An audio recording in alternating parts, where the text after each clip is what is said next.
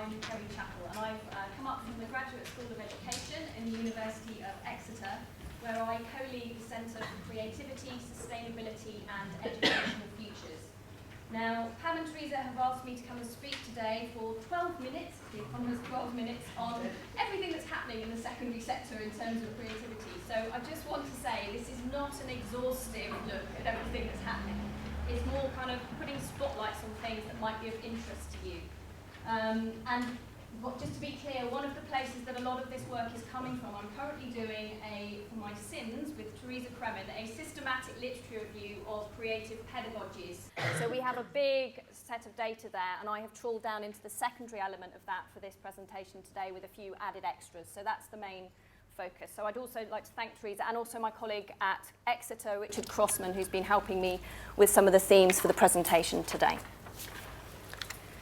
So I think before diving into the research, I think it's important to try and look at the UK policy context behind what's going on in the secondary sector. I don't want to spend a long time on this, but just a few highlights. There's been a huge amount of upheaval in the secondary sector in the last 3 or 4 years. 2013, we were even questioning whether GCSEs would remain. We've had consultations on the national curriculum. My specialist area is dance, so we have a new programme of study coming in, or just coming in now. That's been staggered in across different subjects. The other things I think which are important in the background, we have the STEM push and the EBAC. I'm sure many of you are aware of the e-baccalaureate drive for the core subjects, which leaves other subjects on the periphery. We have the kind of backlash against that, the Back for the Future campaign and the EDGE Foundation putting forward an alternative EBAC. And the point here that I want to make in relation to creativity is that a strange thing has happened in terms of how creativity is positioned within this policy shift. That we used to, I think about 5-10 years ago, we were talking about creativity increasingly as across the curriculum. But the EBAC campaign, the Back for the Future campaign, are now talking about the fact that the creative subjects have been cut out of the EBAC. And I think that's doing us a disservice because we've gone back to a place where the creativity is coupled to the arts, and I find that slightly frustrating. However, in the literature, this is just a wordle of all of the 80 papers or so that we started off with in the literature review that Teresa and I were doing. And hearteningly, the size of the art and the science are similar. And I think there's a thrust coming through from the science side, which is sort of bucking that trend from the policy point of view, which I think is heartening in a research context. So we can sort of see those two contrasting perspectives. If we look at the literature that we've got in the secondary sector, it's always important to look at how people are conceptualizing creativity. So what are they saying creativity is in their different writings and researches on it? Many of you will remember Bernardi and Byrne's Rhetorics of Creativity from 2010 and previous to that. And they laid out those 9 or 10 rhetorics. We can still see some of those strands of theorization alive and well in the secondary research that's going on now. So, for example, in Taiwan, we have Chang et al. In 2011 hooking creativity into the innovation agenda. So very much linked to a cognitive agenda, some of the business speak, if you like, on creativity coming in there. Fitzgerald et al.'s work in the UK. For many of you, that language of little c and collaborative endeavour will be reminiscent of Anna Kraft's work in the area of little c creativity.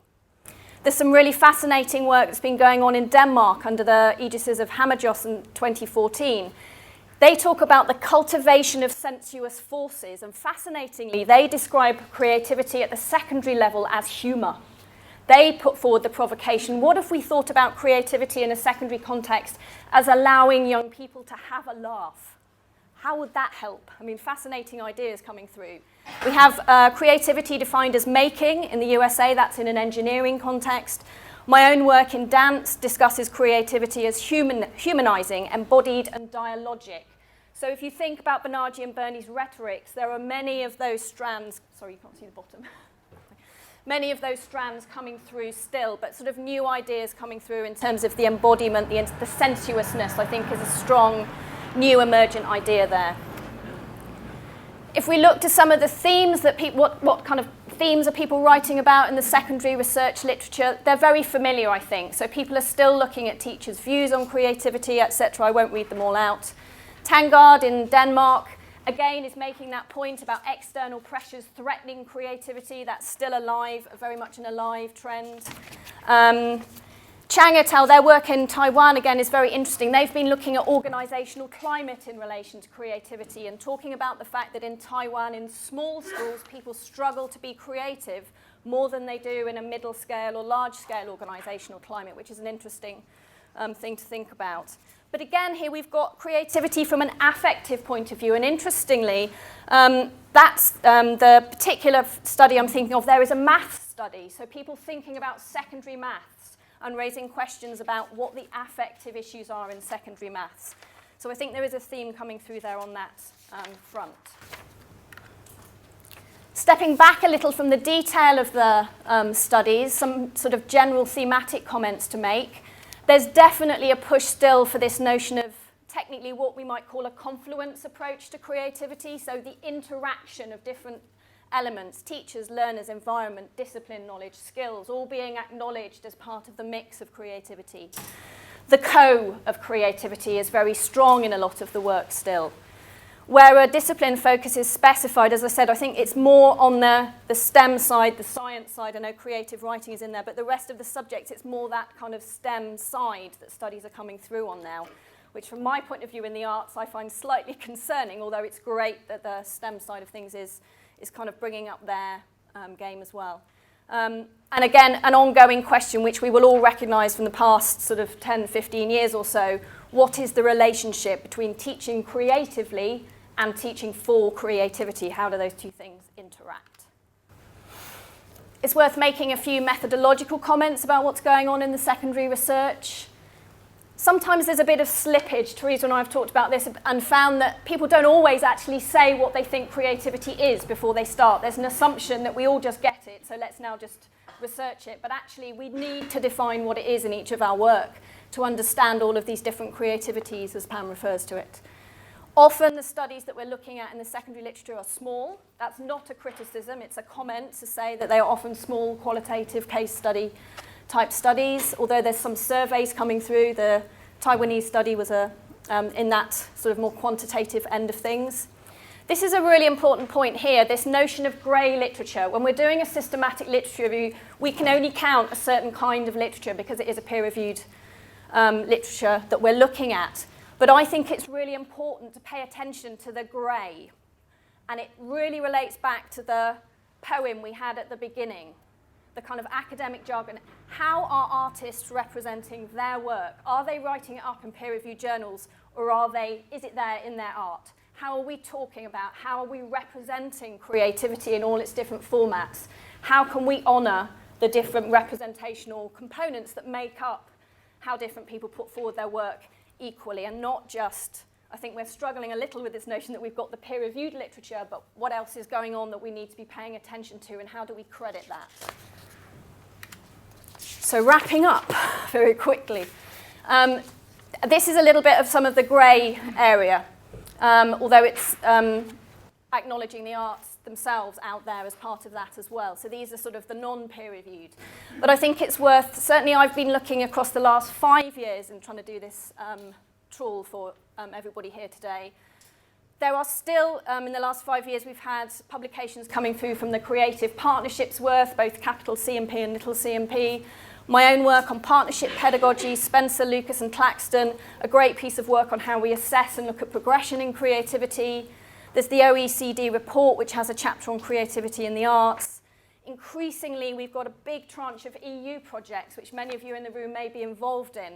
Creativity has been looked at in digital education. That's a project I was involved in. When Anna was alive, we were working on a project, Create It, on science education, and that work continues at Exeter. There's work at the Open University. Admittedly, that's in the early years, but creativity is there, alive and well in these EU projects. In France, some of you may be aware of the EPOC test.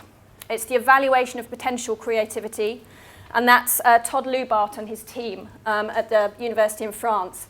They are very much focused on a definition of creativity as convergent and divergent thinking, which is very different to some of the approaches that are looking at affect, etc., that are coming through on the more qualitative side. There's also, as we know, a shift in agenda in Scotland, Wales, Ireland. They are trying to put creativity more at the heart of their curricula. Is there likely to be research brewing there? It's something just to keep an eye on, I think, in terms of what might be coming through. And so to finish, trying to look across all of those pieces of literature, writing, arts-based activity, Pam and Teresa just asked me to come up with some emergent themes from what seems to be going on within secondary at the moment. I think creativity research can be turning into a little bit of a chameleon. That's the top one there. I think certainly in my project, often people talk about, well, are we engaging people in science when I'm talking about creativity in science? And there's a slippage of terminology where creativity sort of gets in and sort of changes its colour and moves and shakes in a different way. So I think that is happening with creativity. You may not know it's there, but it's kind of under the surface in some of these projects. I think increasingly people are still working. It was interesting to hear the previous speaker talking about getting children involved. Certainly in the secondary sector and in my own research, trying to get children and young people involved as co-researchers and all the challenges and ethics that that brings with it. We still have age-old tensions, I think. Do we measure creativity? Do we document it? Do we test it? Is it qualitative? Is it quantitative? I think that will never go away, and we have different people in different camps on that. Again, the tension I mentioned at the beginning, creativity as the arts. Even as an arts practitioner, I thought we'd moved away from that, but we seem to have shifted, certainly in the policy debate, back to that. But can we get to a place where creativity is seen as across all disciplines? Last point, thematically, I think we've got this notion of embodiment, the affective, the sensuousness, the humour. How can we understand the kind of felt side of creativity is definitely coming through, I would say, as a theme. And also ethics. Ethics was a theme that was very close to Anna Craft's heart, and it was one of the things she was writing about before she died. I know it's a theme that Guy Claxton is going to pick up on this afternoon. It's something I touch on a little bit in my own work, but I think there's a lot of ground there to think about the ethics of creativity. What is the impact of your creativity? Does it matter? Those quite big questions that I think we need to think about alongside the theorising and the research. So that, I would say, is my summary. Fantastic.